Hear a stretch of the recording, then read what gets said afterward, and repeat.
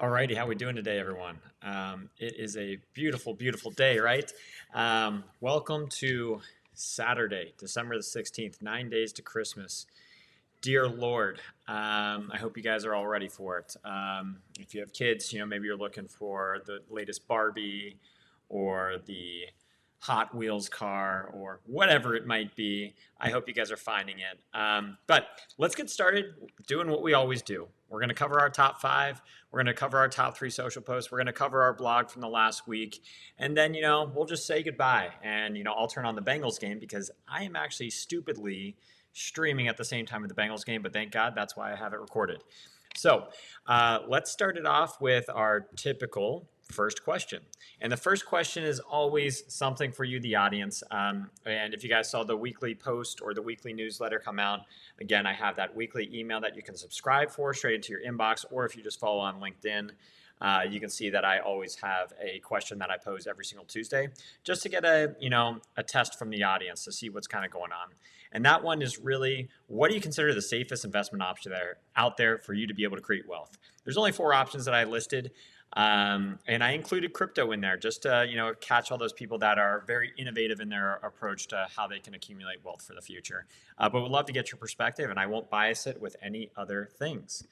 So with the top 5 that I'm going to hit today, the first one is going to be how the government is to blame for high real estate prices. Then I'm going to get into how the best real estate class, or what is the best real estate class for people like you. And am I talking about school class or asset class? Well, we'll figure that out soon enough. Then I'm talking about creative financing and how that hit the major leagues in this past week for baseball and what that all means for any of us. We always talk about something near and dear to probably any homeowner or investor's heart, the Fed and preparing for rate cuts, if that is in fact true. And then finally, we're going to talk about the best cities to invest in for multifamily. So that's kind of our top 5, and then I'll get into the social posts and the blog. But let's get going. Our top 5. Here we go. Our hot take on the government is to blame. And if you don't know who this guy is, well, he doesn't like the government meddling in real estate. His name is Peter Schiff. And he is actually the Euro-Pacific Asset Management CEO and Chief Global Strategist. And his real perspective, and you could maybe say it's a unique perspective on the government, is that, well, we've been, trained as real estate buyers and investors to always think about, well, what is my interest rate? And that interest rate a lot of the time is driven by the government in dictating whether it's going to be higher or lower. But ultimately, by having such low interest rates for so long, we've essentially incentivized buyers to not think about, hey, you're paying $2 million for this house. It's more so, what is your monthly mortgage amount going to be for the next 30 years? His argument is actually, had the government not made interest rates so low, real estate prices actually wouldn't have climbed so high. So his theory is like, okay, you could have gotten a $2 million house at a 3% interest. But if the $2 million house would have actually always stayed closer to the $1 million house and hadn't been severely inflated by the very affordable interest rates, then that $1 million house, even on, let's say, a 7% or 8% interest rate, is actually lower than a $2 million house on a lower interest rate for a 30-year mortgage. And so that's really his argument, and that's why he blames the government on saying, hey, if the government would have stopped having such low interest rates, we actually wouldn't have seen such extreme price inflation from a selling standpoint on single-family homes. I'm curious to see what other people think about it, but I don't tend to disagree that there might have been maybe too much engagement that has, I guess, prepped the people out there for something different. So now let's get into the best real estate class that one person can buy. And I did college, I did my MBA and all that stuff. And I'm not even talking about that. They always did say C's get degrees. But realistically, what do B's get you? And well, B's would be B-class assets. And B-class assets are deemed by many in the investment world as the safest place to be right now. And that's according to a Berkadia report that was just dropped. They say Class A pricing premium, so those luxury high-end buildings, that premium has taken a bit of a tumble in a delta between B class and C class. I think for the B class, it was about a 32 basis points, and for C class, it was about a 42 basis points. So as a result of that kind of shrinking, and in addition to the Class A, you also have new supply coming online, so that's also kind of creating a little bit more challenges. And with the higher interest rates, there's just higher pressure there. So Class A is getting pushed on. Class C, in the same time, they're, in simple words, they're troublemakers. There's a lot of expenses tied with Class C properties just because they're so much older that you really don't know when something's going to break or what might be. It's harder essentially just to track your consistent net operating income because one, you don't know if something's going to break, and two, your tenants tend to unfortunately be in a tougher financial situation, so they may not be paying rent. And rent relief is no longer here anymore because COVID is not here anymore. So those are definitely challenges for Class C. So if you look at both of those things, then it's Class B that is essentially the winner. It's the perfect balance between having consistent paying tenants while also having assets that are not extremely antiquated and maybe breaking as frequently. So that is why a lot of people, including Berkadia, a well-respected group, have declared it is a B-class asset to win the day. So now let's shift over to a guy named Shohei Ohtani. I'll be admitted, baseball, or I will admit it, baseball is so damn boring. So I know I'm going to upset some people about that, but really, baseball is extremely boring. But Shohei Ohtani is not. He's kind of like the modern day Babe Ruth with how he can just crush the ball out of the park, but also be a really good pitcher. And unfortunately, a lot of people haven't gotten to see him play because, well, he's played on the Los Angeles Angels, who might as well be a joke of a franchise because they had two of the best players probably of all time playing on the roster for the past couple of years, and they couldn't even make the playoffs. But, I can't say much. I'm a Reds fan. So what I will say is Ohtani just made big waves this offseason, and he stayed in local. He signed with the LA Dodgers for $700 million over 10 years. That equates to $70 million a year. That's a lot of money that none of us could even make in our entire lifetime, and he's going to do that over the course of 10 years. But what was really kind of interesting in how he did it was how creatively structured that was. And I love anything that involves creative financing. So I love seller financing. I love subject to financing, all of that stuff when it comes to real estate. And what I love what Ohtani and his agent did here. So what he's actually doing, he is backloading $680 million of the $700 million for the future. That means he is taking basically a $2 million a year salary right now. This allows for the Dodgers to actually minimize their salary cap tax rate because it's viewed in a weird way of not actually $700 million because he's deferring a lot of that payment. So it's actually showing up, I think, closer to $4 or $450 million. So it allows for them to continue to maintain good players like Mookie Betts and Freeman, who have also signed on in a similar type of structure of deferring payments. Don't worry about Ohtani. He's still getting $40 million a year in sponsorship deals. So he's still going to be making about $42 million, even though he's deferring this to longer down the road. But I definitely have a link in my posting yesterday that shows exactly all the details about it. Now, I want to get into this guy that, I don't know, maybe you've heard of him or you recognize him. Yeah, his name's Jerome Powell, and he just so happens to be the most powerful man in the world, in my opinion. And there's been a lot of conversations recently about interest rates and where we might go, not just in the U.S., but internationally, and how those impacts might be. And a lot of it has always been tied to inflation, because inflation is why we're raising interest rates, so we could tame inflation. Now, there's a new jobs report that had about 200,000 new jobs, and there's a drop in unemployment to about 3.7%. And so the labor market appears to be healthy. You couple that with a 4% increase in average hourly earnings and subdued inflation, and now we finally have the conversation: is are interest rates actually going to be coming down, or are they going to continue to stay at where they currently are today?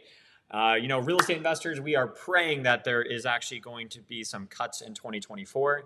But at a bare minimum, just by having the conversation about no longer increasing interest rates, but maybe even flattening them, it actually makes for a lot of real estate investors a easier management of their existing investments. And the reason I say that is there's a lot of variable rates out there. And what I mean by variable rates are when you had a variable rate on a multifamily asset, you were able to actually get a higher LTV when you were borrowing from a lender. Versus if you did a fixed one, maybe it was a 70%. On a variable one, you could actually get 80, 85%. Well, those variable ones then required you to buy a rate cap or an interest rate cap. And those interest rate caps went from, like, on one of my properties, $3,000 to $63,000 a month of interest rate caps that I would have to escrow them out. And the escrow went from 12 months to 18 months. So now that there's actually some more, I guess, understanding from an interest rate perspective in the market, at least the interest rate caps should be coming down significantly and making it more palatable for people to hold on to their investment and weather through the storm. So it's a very good article to at least get an understanding based on the recent jobs report and what that might imply for you as a real estate investor. So let's get into another fun one. This is called rent comps. And these are the best multifamily markets that a person can be in. Now, I'm not going to spoil it. Again, I have this all linked. But you can see, at least with the graphic I have here with me, that it's still a competitive market out there. It's not as highly competitive that we were seeing a few years ago, but it's still rather competitive. And what Rent Cafe did is they looked at their 2023 year in review, and they highlighted the best and worst markets to be in. One market that doesn't surprise me, which was number one on the list, is Miami. A ton of companies are flocking to Southern Florida. Like, I know Chicago lost a ton of business down to Miami. You see a ton of people, especially in the remote environment that we still kind of find ourselves in. A lot of people are seeking warmth because, hey, I don't like winter. I would love to be in Florida at this point in time, but I'm not. And so you have Miami topping the list. What is really surprising, though, is actually number two is New Jersey. Or North Jersey, to be in particular, because New Jersey is a state, not a city. I get it. But North Jersey finished number two. That was actually the only city in the Northeast, because everything else in the Northeast is super damn expensive and not really as attractive for other people looking to kind of save some money to move to. But then you would be really surprised, of course, being a Midwest guy, to know that the other three cities in the top five are all Midwestern cities. Now, I'm not going to tell you what those are. You can go ahead and hop in and to the report and view it yourself. But I did think that was rather interesting and something that anybody trying to save some money as a renter should look into, or anybody trying to potentially make some money as a real estate owner should also look into. All right, so that rounds out our top five. Again, the quick breakdown was, Peter Schiff has a hot take on the government, and they're the ones to blame for all these extreme high prices on real estate. Then we had the best real estate class being Class B. Then we talked about Shohei Ohtani's creative financing deal. We love creative financing because the people that are the most creative financially are the ones that are able to succeed the best. Then you have the Fed talking about actually cutting interest rates and closing with the best multifamily markets like Miami, North Jersey, and three Midwest cities. Okay, so what we're going to round into now. Wish I would have brought my water up here, but I didn't. So we're on to my three favorite social posts of this past week. And the first one that I wanted to hit on was this guy named Pace Morby. Yeah, he's pretty cool. I absolutely love Pace Morby. I can't say enough of him. He's got so much stuff on his YouTube channel that if you're ever trying to actually learn stuff, especially creative financing, he's great. And he has a conversation with Jerry Norton, and he reviews, 5 secrets that I think a lot of us know, but maybe if you're newer to the real estate market, it could be really valuable to read it or watch it. I'll hint at them. They're leverage, paying down debt, appreciation, cash down, or cash on cash, and the tax benefits. Those are the 5 secrets to real estate. And Pace really hits it well. So I strongly recommend you do that. I love his stuff. I think it is very informative, and you don't really have to pay for it. He does have his coaching program, just like every single person has a coaching program. Hell, I have a coaching program too. But the people that add the most value are the ones adding the free content, knowing that there's additional information you can unlock being a part of their coaching program. So check out Pace's stuff. It's really cool. Then there's this other guy. You guys probably haven't heard of him. I'd never heard of him. His name's Tony Robbins, but he has some, I guess, valid stuff to share with us. And he talks about, what success looks like for people. Surprise, surprise. He is a coach as well, right? And he is a success coach. And he's talking about the drive and how a lot of people on their mission to succeed, they forget to have like the joy. And his challenge for a lot of us is how do you ultimately, embrace what you're doing, but not forget the journey that you're going on. And so, hey, check out Tony Robbins' stuff.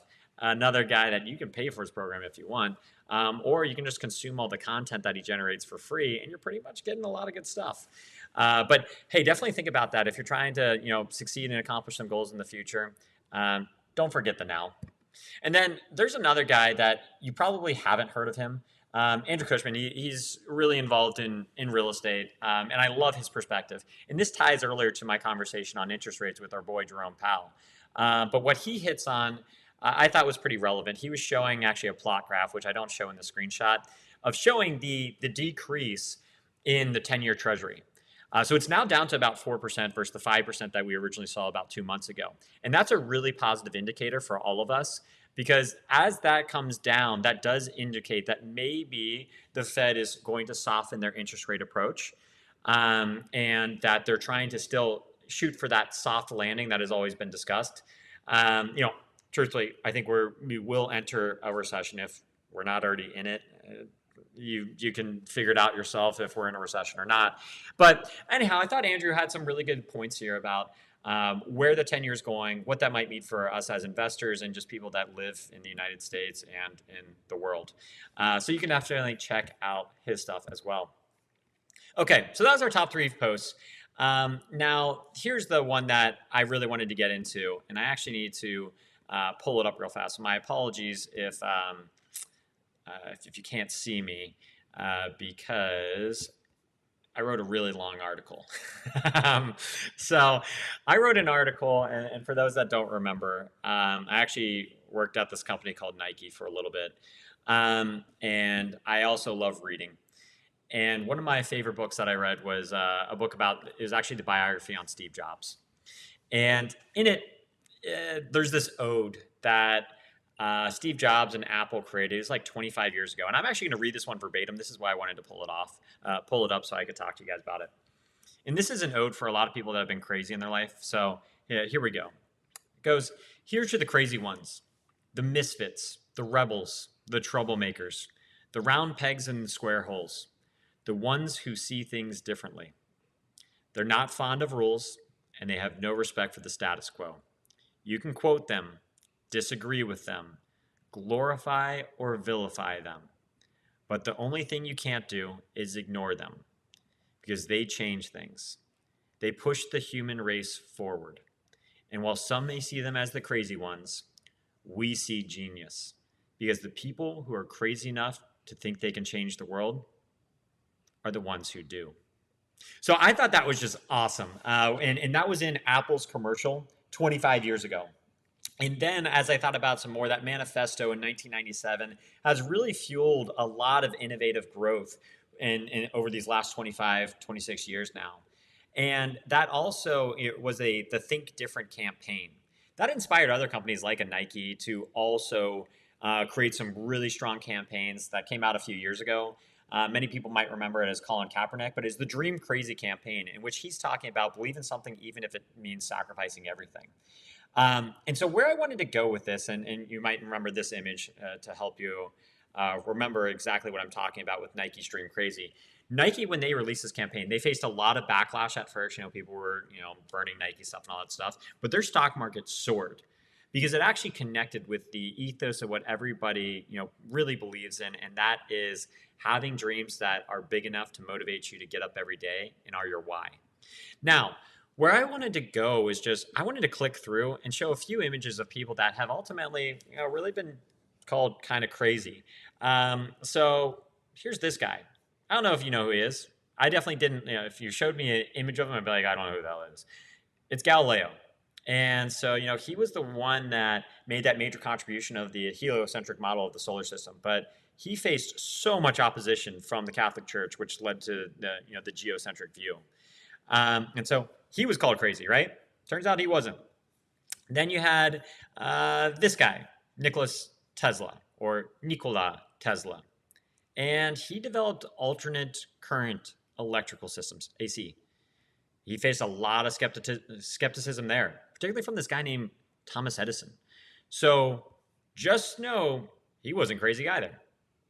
And what about this woman? And I want to try and find an image of her.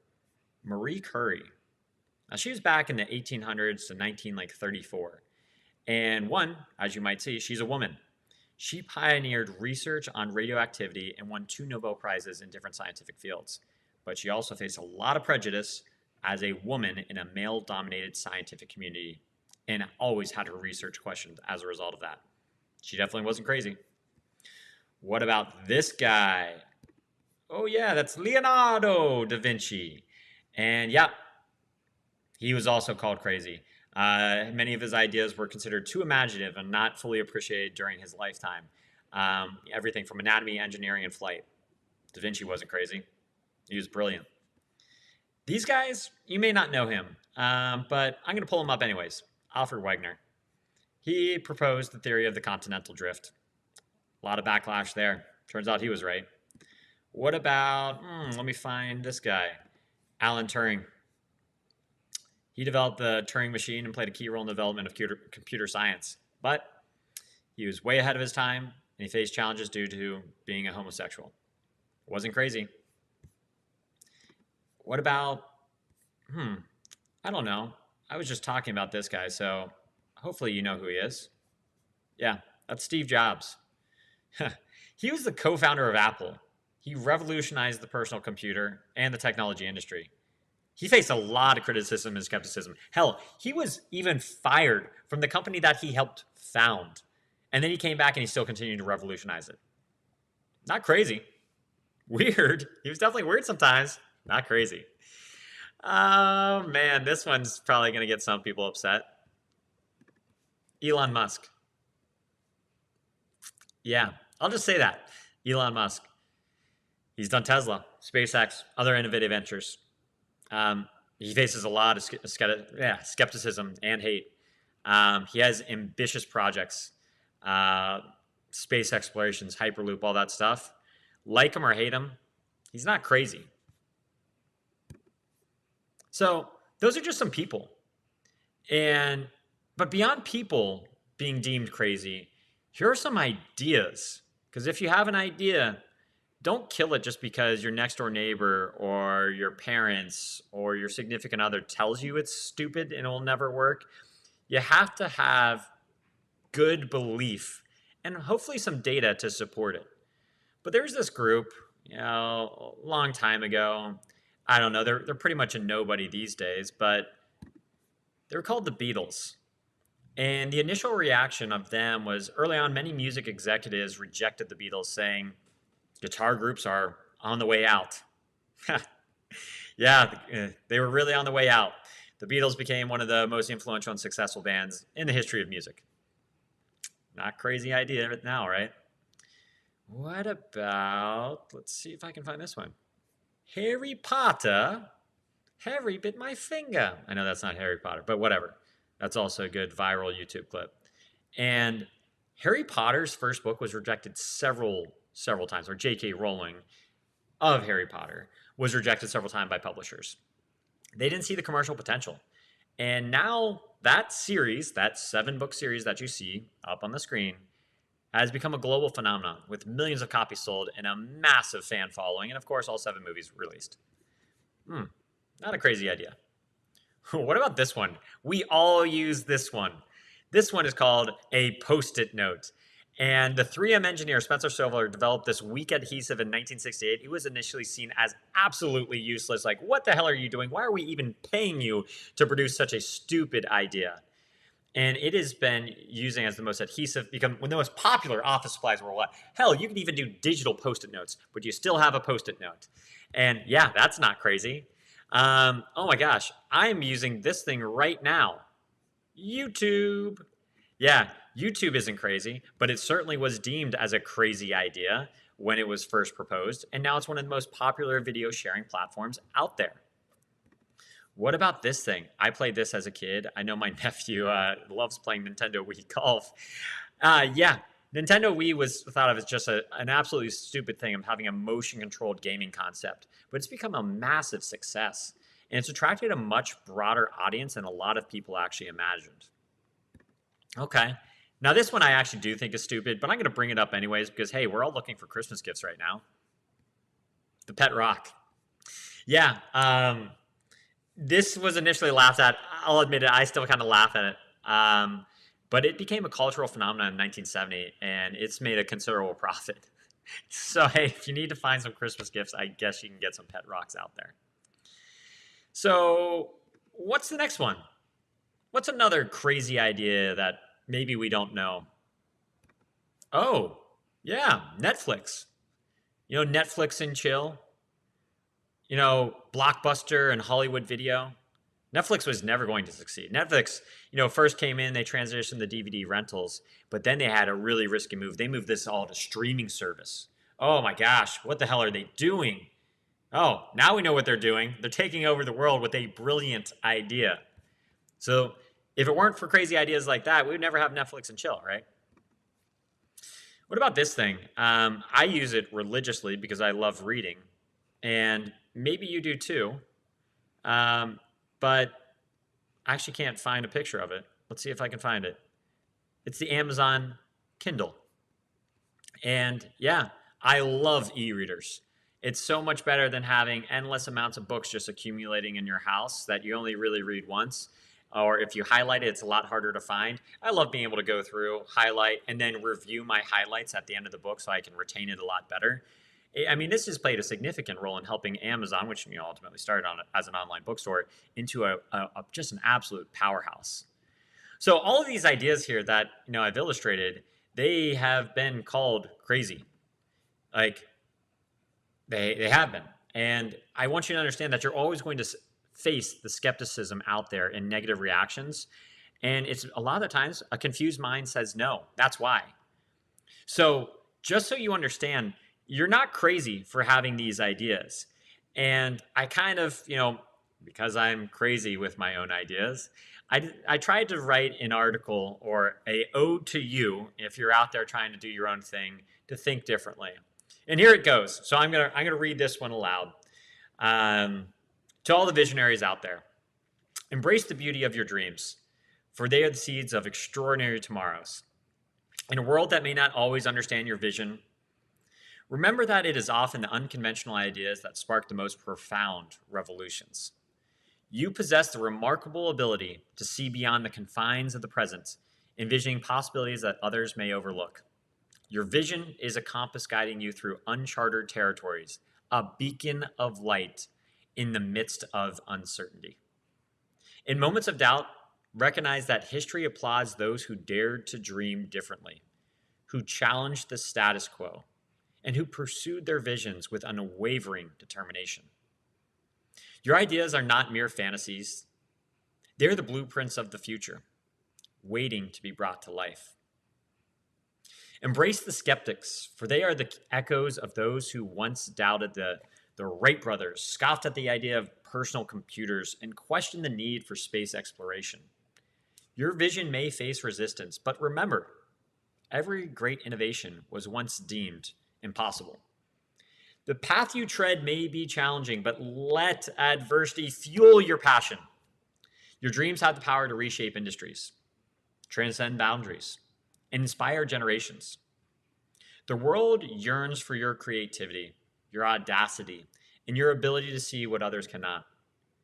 Stay steadfast in your pursuit, for the journey of a visionary is marked by resilience. When the road ahead seems daunting, draw strength from the knowledge that you are not alone. Many before you face similar trials and emerge victorious, leaving an indelible mark on the canvas of human achievement.